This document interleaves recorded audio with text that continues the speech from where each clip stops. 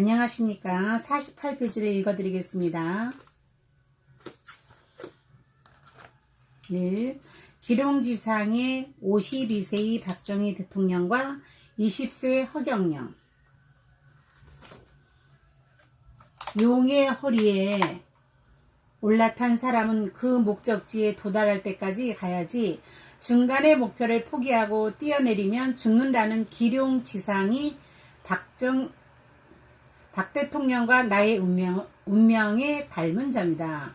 호랑이나 말이나 소를 타고 가는 사람은 중도에 포기하고 뛰어내려도 다치기만 하지 죽지는 않는다. 그러나 이상과 목표가 높은 사람에게는 선천적으로 고난과 죽을 고비가 산적해 있는 것이다. 나와 박 대통령은 죽을 고비를 많이 넘기는 숙명의 일치를 타고났다.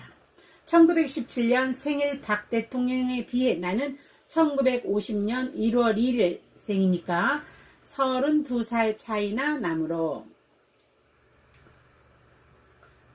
내가 막내 아들 정도가 되며 내가 박 대통령을 만나 박 대통령의 정책 보좌역이 되어 돌아가시는 1979년까지 숨막히는 경제개발과 정치적 소용돌이를 함께 했다는 것은 참으로 돌이켜 생각해보면 나에게는 국가 경영을 경험해보는 큰 깨달음의 시간들이었다.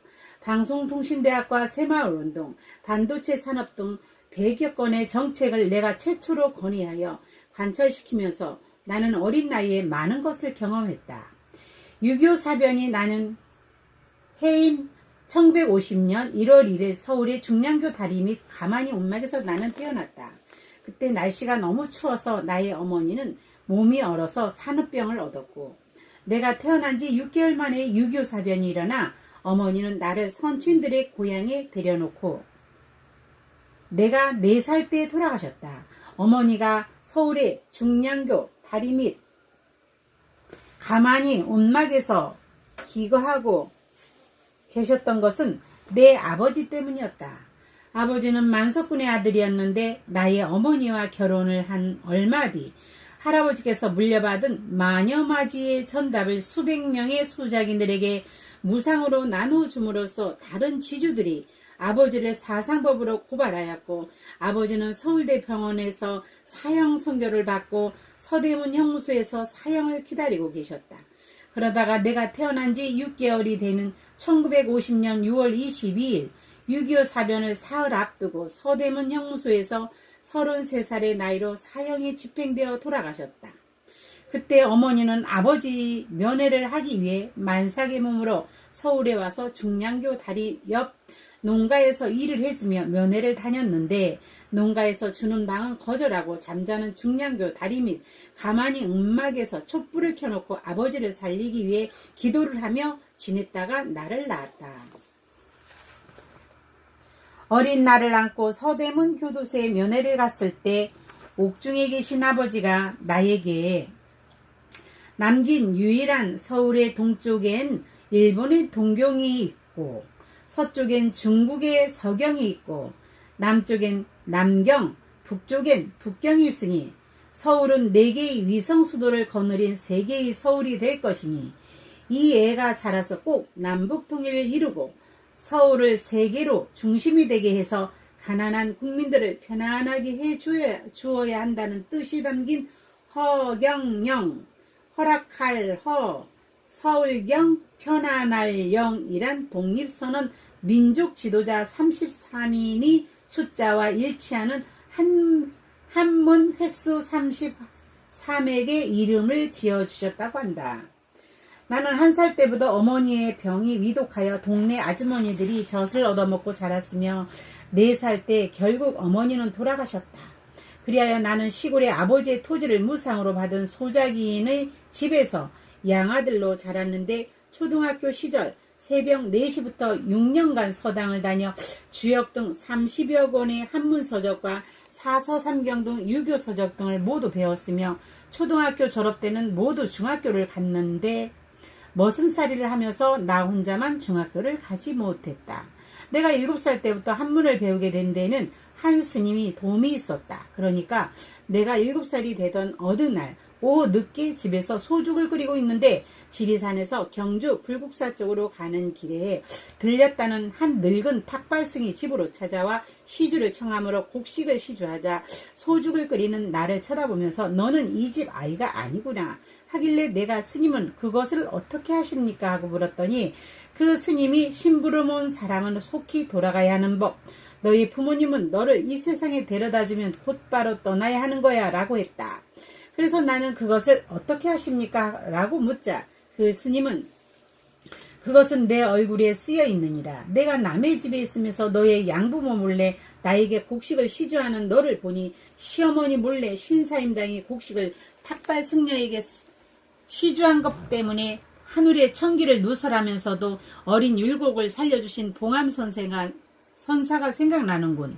그러나 내 얼굴에 있는 미래를 그대로 말해주는 것은 봉암 선사처럼 천기를 누설하는 것이 아니며 이미 내가 하늘로부터 타고난 것을 내가 알려주는 것뿐이니 명심해 두었다가 꼭 그 길로 가도록 해야 한다고 하길래 나는 율곡이 누구이며 천기 누설이 무엇인지 물었다.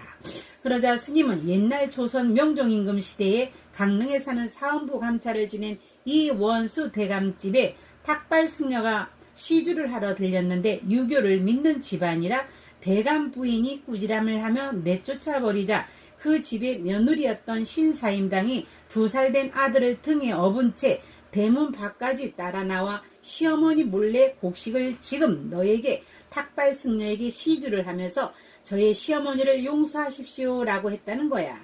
그때 그 며느리의 마음이 너무나 갸륵하여 등에 업고 있는 아이를 보니 4살이 되면 죽을 수밖에 없는 얼굴인지라. 그 탁발 승려는 자신이 하늘로부터 벌을 받더라도 그 여인의 고마운 마음 때문에 전생의 죗값으로 4살이면 반드시 죽을 수밖에 없는 그 아이를 살려주기 위해 하늘의 법도인 천기를 누설하였다는 거야. 그래서 탁발 승려는 여인을 보고 이 아이가 젖을 뗀 후 4살 이후부터 먹을 양식이 얼굴에 없으니 반드시 4살이면 죽을 수밖에 없으나 밤나무 찬 부루를 산에 심어서 수많은 벌레나 짐승이나 사람들이 그 밤을 해마다 먹게 되면 헤아릴 수 없이 많은 생목을 먹여 살리는 공덕이 되어 아이의 생명이 50살을 살 수 있을 것이라고 하고 아이의 이름을 이미 지었다면 호를 율곡으로 부르도록 했는데 신사임당은 그대로 실천하여 아들을 살렸단다. 그리고 신사임당은 유명한 분이 되고 그 자식이 호는 9번이나 과거에 장원하여 호조, 이조, 형조, 병조 판서를 지내고 임지왜란을 미리 내다보고 선조 임금에게 10만 명의 군인을 길러야 전쟁을 피할 수 있다는 10만 양변론을 주장한 천재학자여 천재 정치인이었으며 탁발승인 이야기한 대로 50세 만 49세에 돌아가셨단다. 그러나 나에게 시주를 해준 자네의 미래를 말해주는 것은 죽을 수밖에 없는 율곡을 살려준 봉암선사의 천기 누설이라는 월권과는 다른 것이야. 천기란 세상을 움직이는 하늘의 법도로서 즉 죄를 지은 자는 그 벌을 피할 수 없고 선을 행한 자는 그 복을 받지 않을래야 받지 않을 수 없게 만들어 놓은 자연의 이치로서 인간의 이 이치를 역이용하지 못하도록 함부로 사용하면 안 된다는 것이다. 그러나 내가 너에게 말해주는 것은 너의 갈 길을 아무도 바꿀 수 없기에 해두었기에 아마 내가 너를 만난 것도 내가 갈 길을 이야기해 주는 것도 하늘의 심부름일 뿐이지 봉암선사처럼 죽을 사람을 살려는 것이 아니야. 너는 지금부터 열심히 한문을 배워야 한다. 그리고 너는 14살이 되면 이곳 진주의 지리산자락에 전기를 다 받게 될 터이니 그때는 서울로 가서 삼각선의 전기를 받은 뒤 장차 공부를 해서 세계적인 정치 지도자가 될 것이며 푸른집 청와대의 열쇠를 4개를 가지고 있다.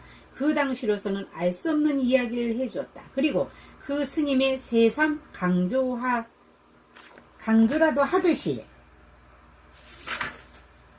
내 부모의 함자가 무엇인고? 라며 질문하자 저는 김해허씨이며 서울경 편안할령입니다. 그리고 아버지 조남은 허락할허 남쪽남 권세권이며 어머니 조남은 나라조 개수나무계 심을식입니다. 라고 하자 그 스님은 기다렸다는 듯이 그래 훌륭한 선물을 주는 사람은 그 대가를 바라지 않고 일찍 떠나는 법이란다. 공자와 석가를 낳은 어머니도 모두 일찍 떠나셨느니라. 그래야 더욱 큰 고통 속에서 강한 열매가 되는 거란다. 큰 나무에서 씨앗이 태어날 수 있어도 큰 나무 바로 옆에서 자란다면 그 씨앗은 큰 나무가 될 수 없단다. 큰 나무와 붙어있는 작은 나무가 햇볕을 볼 수 없는 것이 아니겠느냐. 또한 가난한 음지의 젊은 시절을 보아야 고통받고 가난한 사람들의 가슴을 감동시킬 수 있게 된단다. 젊어서 고생은 돈을 주고도 살 수 없다는 말인 고진감래, 즉 고생이 무엇인지를 죽도록 깨달은 뒤에라서야 인생의 맛을 알게 되며 그래야만 진정한 승리자라고 볼 수 있지. 인생의 단맛을 먼저 본 사람은 결코 진정한 인생의 단맛을 두 번 다시 볼 수 없다는 것이야. 내 아버지 어머니의 이름을 합쳐보니 허남권 조계식은 남쪽 나라의 권세의 월계수나무를 심은 것을 허락한다로 되어 있으니 한 사람의 인물을 이 땅에 심어놓고 급히 떠나야지 본인들은 기르지는 못하게 되어 있는 이름이란다 라고 말했다. 또한 스님은 김의 김씨라면서 허씨, 김의 허씨인 나와 감수로왕의 한 핏줄이니 큰 인연이 있기에 만나면 되었다면서 내 손을 꼭 잡았다. 그렇지 않아도 7살의 나이에 나무하고 풀 뜯고 소 먹이고 군불 떼고 겨울에는 소주 끓이고 농산일을 도우며 온갖 머슴이 하는 일을 다 하면서 초등학교에 다니고 있던 나는 늙은 스님의 말을 들은 뒤부터 한문을 배우기 위해 새벽으로 서당을 다니기 시작했다. 그리하여 주역 등 30여 권의 한문책을 배워 이미 유학을 거의 끝내게 되었다. 내가 서울로 올라오기 얼마 전 20리의 길을 걸어 중학교를 통학하는 우리의 마을의 초등학교 동기생 남녀 100여 명의 졸업생들 중 유일하게 6년간 우등을 하고도 중학교를 가지 못한 채 이슬에 흠뻑 젖은 채 다 떨어진 옷을 입고 항상 새벽 일찍 밭 언덕과 논두렁에서 풀을 매다가 그들과 마주치고 나는 내가 안타까워 보였는지 하루는 돈을 모아 서울에 올라가 공부할 것을 종용하며 손에 들고 있던 낫과 지게를 뺏고 대신 신문지에 싼 돈을 건넨 일이 있었다. 그런데 나는 일손이 부족한 양아버지를 걱정하여 쉽게 떠나질 못했다. 하루 종일 산에서 나무를 한 짐에서 20여 리를 걸어서 해 저녁에 마을로 돌아올 때면 중학교를 20여 리 걸어서 통학하는 동기생 남녀 100여 명이 때를 지어 산모통일을 돌아서 마을로 돌아오는데 그때까지 마주치기가 괴로워 나무찜을 치고 산속에 숨은 채 멋진 모자와 교복을 입은 친구들의 모습에 혼이 빠진 채 그들의 뒷모습이 사라질 때까지 쳐다보다가 마을로 돌아오곤 했는데 그때마다 초등학교 3학년 때 전교 웅변대회가 있었는데 담임선생님이 나를 데리고 교실 한쪽으로 가서 깨끗한 내 친구의 옷과 나의 다 떨어진 옷을 바꾸어 입게 하고 단상에 올라가 웅변을 하고 1등을 한 뒤 다시 친구의 멋진 옷을 벗어줄 때가 떠올랐다. 그러던 내가 탁발 승려가 7살 때 말한 대로 초등학교를 졸업하면 반드시 서울로 가야 한다는 말 때문에 많은 고민을 하다가 결국은 15세에 서울로 올라가기로 결심하게 되었다. 정든 시골을 떠나던 마지막 날 저녁 나는 마곡간에 가서 내가 송아지 때부터 키워온 소의 목을 끌어안고 소리 없이 울어야 했다. 내가 6살 때 양아버지가 비실거리는 깡마른 송아지 한 마리를 사왔는데 결국 소죽을 먹지 않고 누워서 일어나지도 못할 때 내가 먹던 보리밥을 어른들 몰래 아침 저녁으로 조금씩 나누어 먹여 살려서 몇 년간 산으로 들러 풀을 뜯기며 결국 큰 어미소가 되었다. 그리고 그동안 수많은 논밭을 갈아주며 농산일을 도왔다. 그 소가 새끼를 낳은 얼마 뒤 양아버지는 어미소를 도살장으로 팔게 되었다.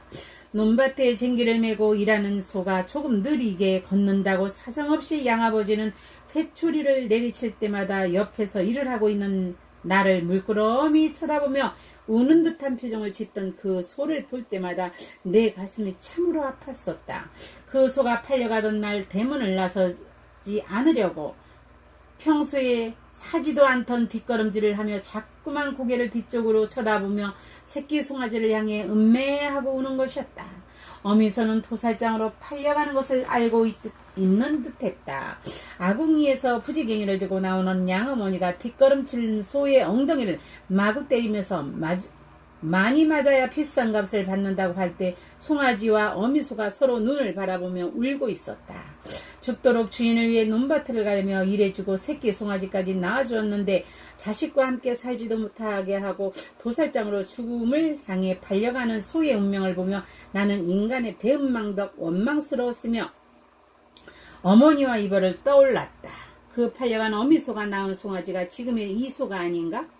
산에서 풀을 뜯고 있던 소가 갑자기 내 앞에서 새끼 송아지를 낳을 때 나는 그것이 새끼를 낳는 것인지도 모르고 소가 죽은 줄 알고 발을 동동 구르며 그리고 그 비틀거리며 새 따라오는 새끼를 때리고 집으로 왔을 때의 일. 밭 언덕에서 풀을 뜯다가 좁은 개울에 거꾸로 소가 뒤집혀 일어나지 못하고 두 눈이 하얀색이 되며 입에서 거품을 내며 죽어갈 때 내가 들에서 일하는 사람들을 불러와 소를 살려는 일들이 떠올랐다. 나와 이별을 모르는 채 나를 물끄러미 쳐다보는 소와 영원한 이별을 하며 나는 처음으로 사람의 무정함을 느꼈다. 나무하러 갔다가 절에서 읽은 글귀가 생각났다. 신의 제단에 동물을 죽여 그 피로써 제사를 지내는 자를 보며 석가가 말했다. 그대가 행복해지기 위해 다른 생명을 불행하게 하는 것은 옳지 않습니다. 모든 생명은 그대와 같이 살아있기를 원합니다. 자기를 위해 남을 해치는 것이 이기주의입니다. 그러한 자는 일생 동안 불행한 결과를 받게 됩니다. 짐승의 피를 요구하는 신은 좋은 신이 아닙니다. 만일 그대가 모든 것을 향해 사랑과 친절로서 대하면 신은 저절로 그대를 돕게 될 것입니다. 이 글귀를 생각하며 나는 집을 나섰다. 그리고 저녁 8시경 어둠이 짙게 깔렸는데 굽이치며 흘러가는 진주남강이 끝없이 바라보이는 언덕에 있는 어머니의 무덤을 찾아갔다. 그동안 배운 한문책과 독학으로 배우기에 구입했던 중학교 교과서와 일기장이 전부인 보따리를 어머니 산소 옆에 놓자마자 나는 절을 하고 무릎을 꿇은 채 멍하니 어머니의 무덤을 바라보고만 앉아 있었다. 몇 시간이 지나자 나도 모르게 눈물이 흐르기 시작했다. 어머니의 무덤이 마을에서 가까운 데다가 나무하러 산으로 갈 때나 내려올 때나 꼭 지나야 되는 산길의 옆에 있다 보니 7살 때부터는 하루도 빠지지 않고 절을 하러 매일 들리던 곳이기에 그 초라한 무덤을 두고 천리 서울로 떠나려니 이 자리에서 일어설 수가 없었다.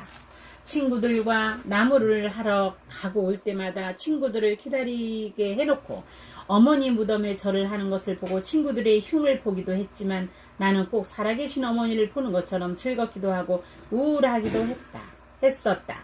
비석도 하나 없이 묘의 봉분이 다 가라앉다시피 했지만 나는 진달래, 철쭉 등 온갖 꽃나무들을 어머니 산소 주변에 심었으며 잡초도 뽑았었다.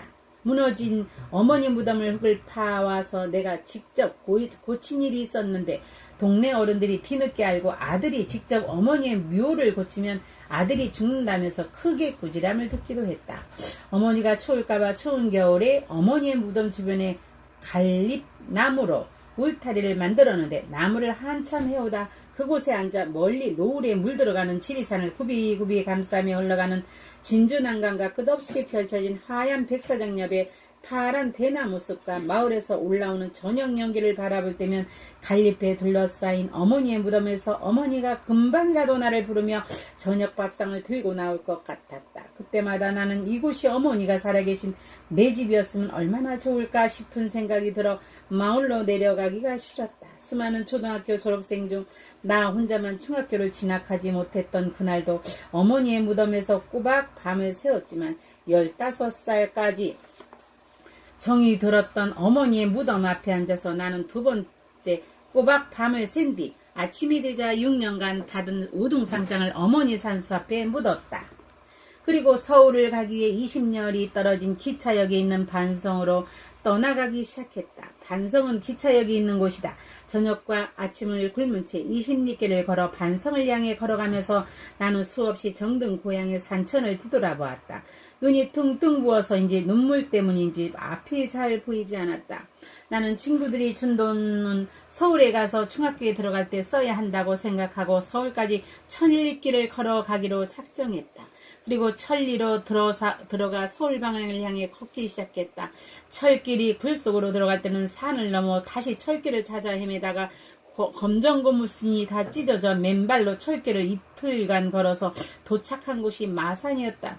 발바닥에 피가 나고 부어올라 어쩔 수 없이 서울 가는 기차표를 사기로 했는데 대전까지밖에 갈 수 없는 돈이었다. 서울행완행열차를 타고 가다가 대전에서 내려야 하지만 나는 어쩔 수 없이 대전역에서부터 무임승차가 되고 만 것이다.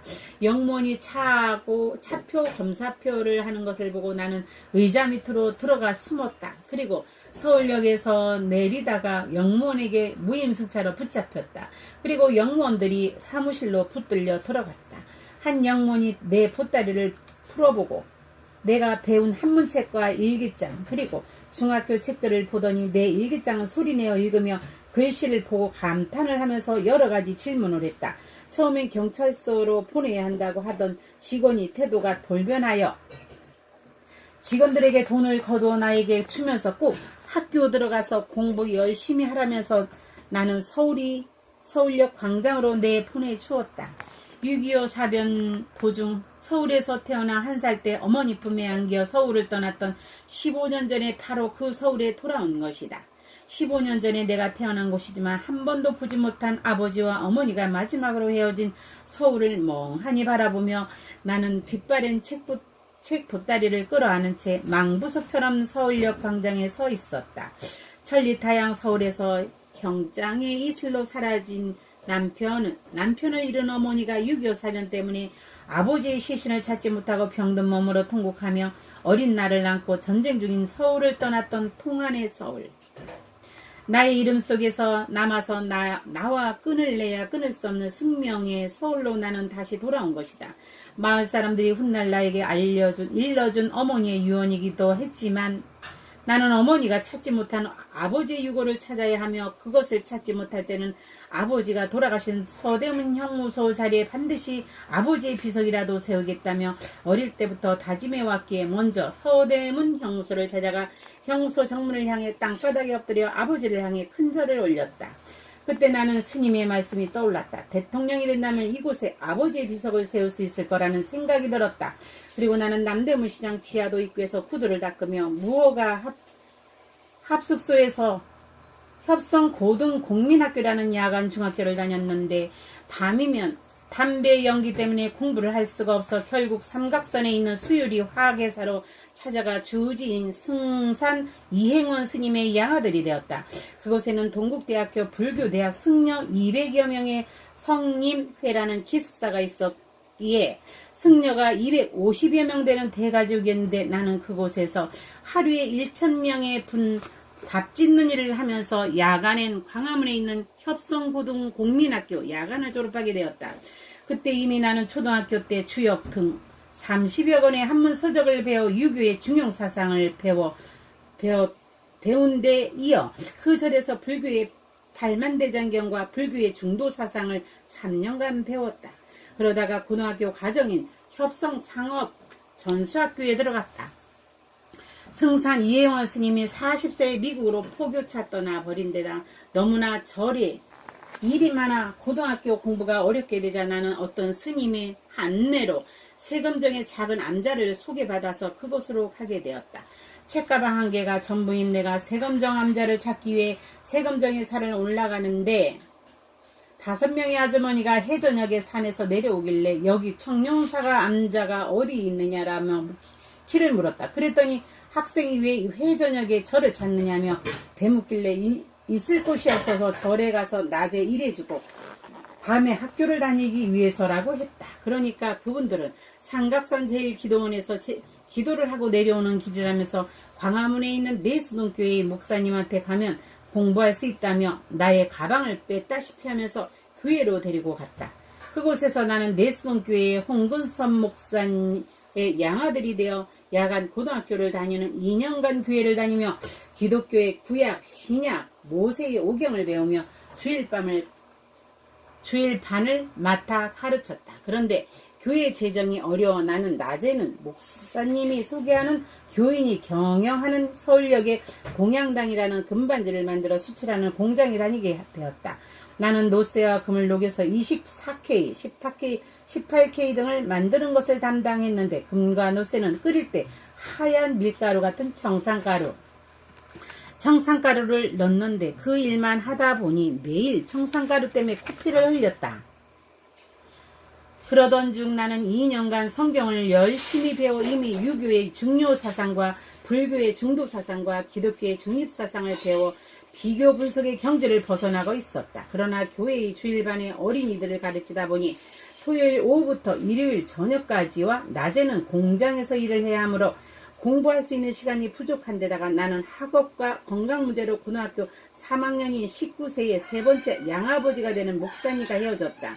그리고 홍제동의 안산 꼭대기의 달동네인 판자촌 위쪽 산 중턱 약수터 옆에 2인용 군용 텐트를 하나 쳐놓고 그곳에서 고등학교 3학년 과정을 다녔다. 나는 광화문의 야간 고등학교가 끝나면 걸어서 홍제동 무학산까지 오면서 도중에 길거리에서 호떡 2개를 사서 텐트에 도착해 저녁으로 1개를 먹고 나머지 1개는 아침 식사용으로 먹었다. 그런데 겨울에는 그 호떡이 얼어서 아침에 먹기 힘들거나 어떤 날은 들쥐들이 들어와 먹어버리곤 하여 김치떡보다 조금 작은 독을 하나 얻어서 텐트 바닥에 묻었다. 그리고 그 위에 합판을 깔고 가마니를 덮고 이불을 깔므로써 낮에 볼펜 행상을 나갈 때는 책가방을 넣어놓고 가면 동네 꼬마들이 책을 찢지 않고 밤에는 그 속에 호떡을 넣어놓으면 얼지도 않고 쥐들이 먹지 못했다. 밤늦게 촛불을 켜고 숙제를 하려면 바람이 많이 불어 촛불이 꺼지므로 신문지로 초를 싸서 불을 켜면 꺼지지 않았다.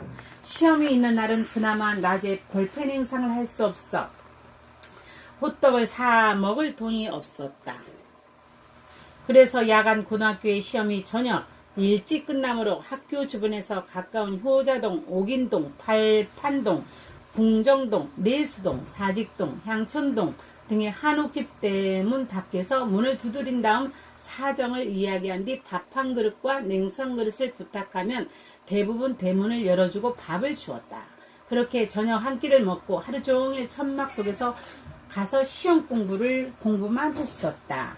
밥 한 그릇을 얻어먹을 때 내 또래의 고등학생을 둔 어떤 아주머니는 나의 앙상한 모습을 보면서 아들에게 먹이는 보약 한 사발을 나에게 주면서 눈물을 흘리면서 내 소원을 놓지 못했다.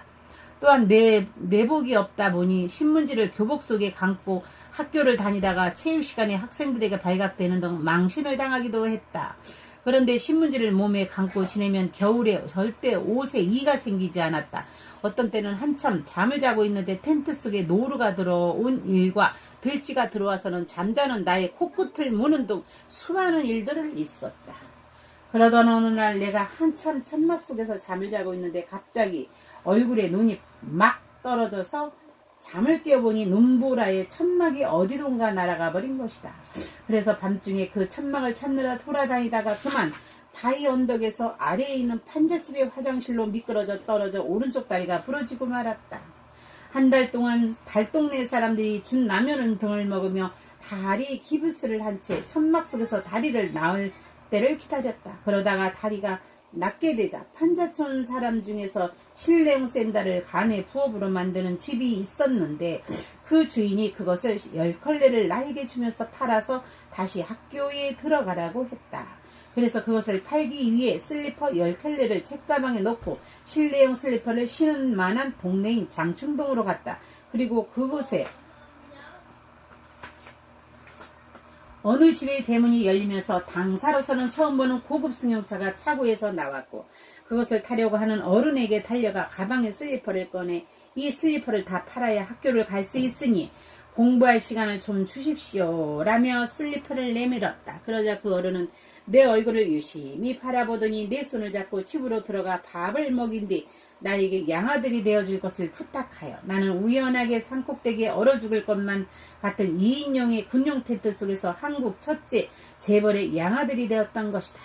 그러니까 농부의 양아들과 스님의 양아들, 목사님의 양아들을 거쳐 나는 19세의 마지막으로 한국 첫째 재벌의 아들이 되었다.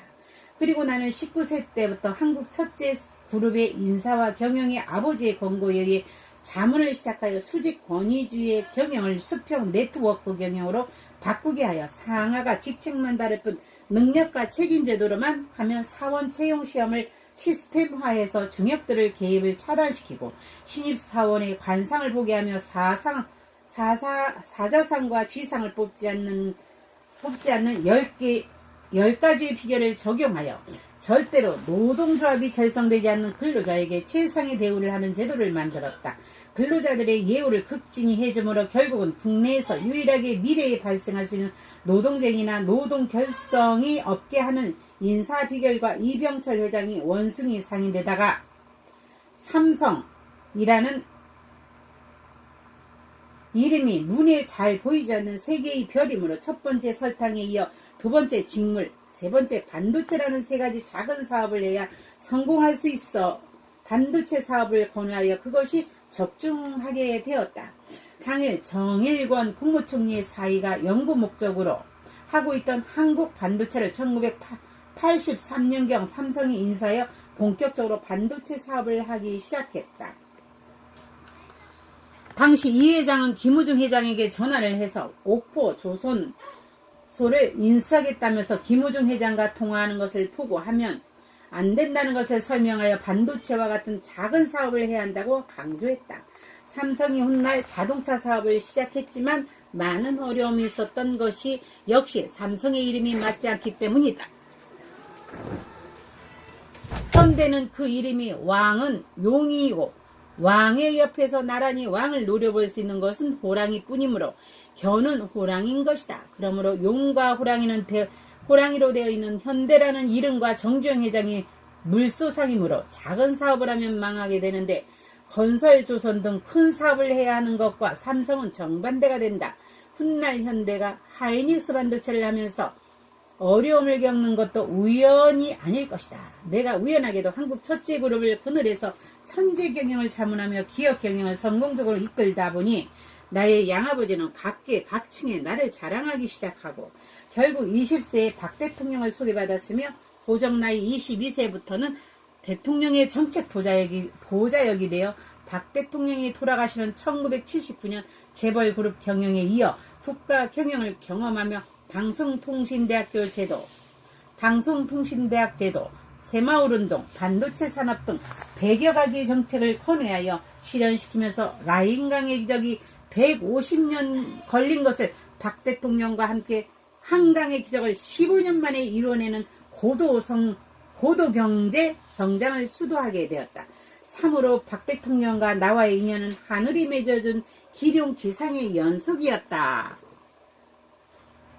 65페이지까지 읽어드렸습니다. 다음 페이지는 제2 박 대통령과 나의 신비한 코사 일생 66페이지부터 읽어드리겠습니다. 감사합니다.